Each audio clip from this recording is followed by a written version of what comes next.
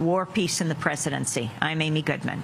Broadcasting from North Carolina, that's Charlotte, North Carolina.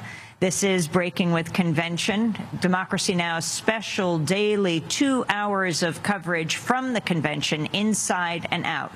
The Democratic National Convention opens today in Charlotte.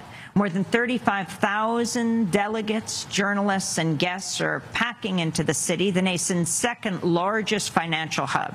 Scheduled speakers at the DNC tonight include First Lady Michelle Obama, San Antonio Mayor Julian Castro, and Lilly Ledbetter, the women's equality leader and namesake of the Lilly Ledbetter Fair Pay Act. A video tribute to Jimmy Carter will be aired, but the former president was not given a speaking spot at the convention. On Sunday, a coalition of groups organized the first large protest of the DNC.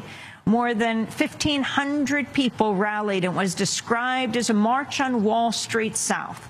Stops on the march included Bank of America's global headquarters and the home of Duke Energy, one of the nation's largest utility companies and an operator of the coal-fired and nuclear power plants. On Monday, unions held their annual Labor Day march. Many unions have criticized the Obama campaign for choosing to hold the convention here in North Carolina, a right-to-work state with the lowest rate of unionization in the country. On Monday night, a small group of activists connected to Occupy Charlotte held a peaceful, unpermitted march through the streets downtown.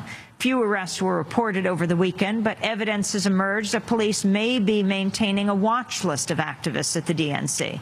According to the Charlotte Observer, one activist named James Ian Tyson was arrested Sunday for a traffic violation. Local police initially tried to keep him in jail for the entire convention, claiming he was on a terrorist watch list. But a local judge lowered his bond and released him. We begin today's show in the streets of Charlotte. These are some of the voices from Sunday's protest.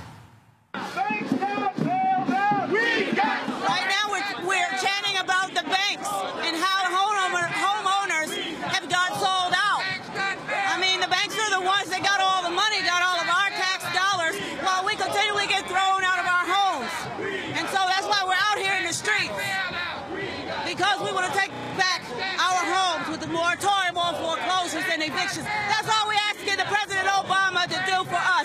And President Obama has the power to do it, and he won't do it. So no Democrat, no Republican is going to help us with our situation, so we're hitting the streets. No papers, no fears.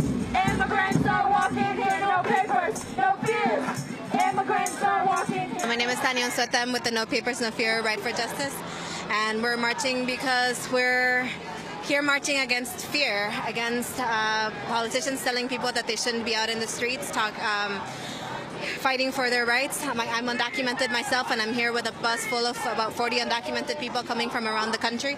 We've been traveling through the South, talking to other communities, telling them that it's okay to stand up for their rights, to tell their stories, and to fight against anti-immigration laws. We think that President Obama should listen to the immigrant communities. We need him to take courageous steps just like the people on this bus have.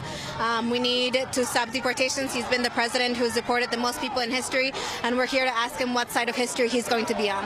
Mi nombre es María Cruz Ramírez y estoy aquí en esta marcha principalmente. My name is Maria Cruz Ramirez, and I'm here in this march first of all because I want the dignity and respect of my children. My children have suffered a lot. They've had to protest against these laws. They've been arrested, 2 of them, 1 minor and 1 adult.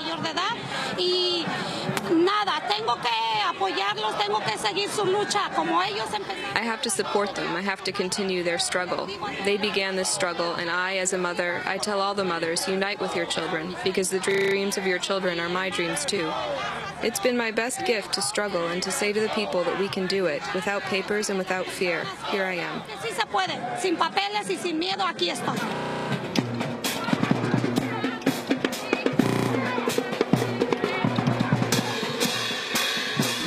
Lisa Klein. I'm here to support all the workers that want equal and fair just treatment about here.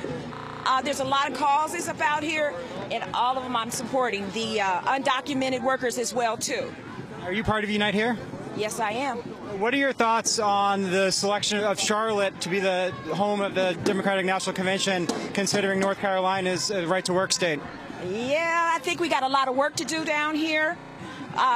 In some ways, I'm glad that it's here so we can bring attention to the causes down here and that we do need to change this right-to-work state because people are being taken advantage of because it is a right-to-work state. So this is part of the reason why I've got my family up out here to protect them and other workers in the future because people get terminated very easily under this right-to-work law that they have here. Tell me what you need, really. Tell me what you want, what you really want.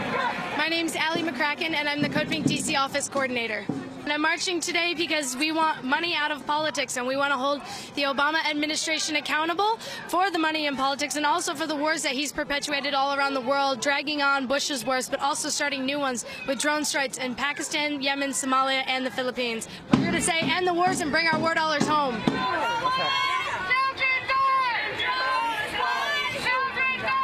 This is a model, an eighth of the scale model of a Reaper killer drone. It is the assassination tool of the 1%. We go over to kill mostly civilians. They say they're aiming at terrorists, but it's civilians mostly that get killed. And Obama's the one with the kill list right now. So our message today is saying that the elections don't really matter that much. They're both doing it, both parties, and it's going to take the people to stop all this madness. It's madness. It's making the whole world hate us.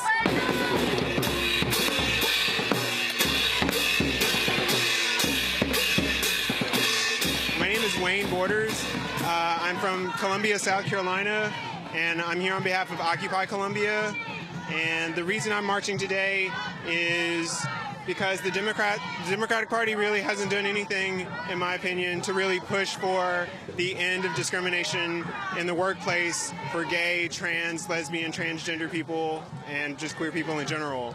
That's one of the reasons why I'm marching today. I'm Matt Hickson. I'm from UNC Chapel Hill, part of Students for a Democratic Society. And I'm here marching today because the cost of education is way too high, and queer people in this state, like me, are being discriminated against. And it's just about time that we've had enough with this system that's causing all of these discriminatory practices and difficulties for young people. We demand a future for our generation. And what's your message to President Obama this week? That a lot of us, including me, worked very hard for him in 2008, and it's important for us to have our rights heard and our rights upheld, and it's about time that we start marching and getting in the streets and organizing, because he hasn't cut it for students, and he hasn't cut it for LGBT people, and he hasn't cut it on climate change, he hasn't cut it on a lot of issues, and if we're going to have a future, we need to be here in the streets and organizing with our peers. My name's Sally Neidel. I'm a writer and a biologist. I'm here because of climate change, because of corporate control, corporate influence that affects climate change. You know, climate change is going to destroy not only all wildlife, which you might think, I'm a biologist, but the whole planet is going to become uninhabitable.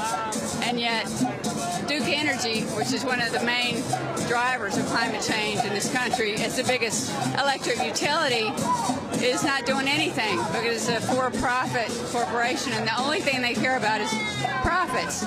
They give lip service to doing something about it, but they burn a lot of coal. And I'm here to say we can't let corporations control the government anymore. This is the emergency that we wake up to every morning, a planet poisoned by fossil fuel pollution. And this isn't happening by accident. The fossil fuel industry, coal, oil, and natural gas, are working to keep us dependent on poisonous fuels that cook our planet. The house is on fire, and every living thing on planet Earth is in it. And when Bank of America funds the coal industry, they pour more gasoline on the fire. It's up to us to stop Bank of America from funding coal, oil, and natural gas. We must fight climate change. Fight harder.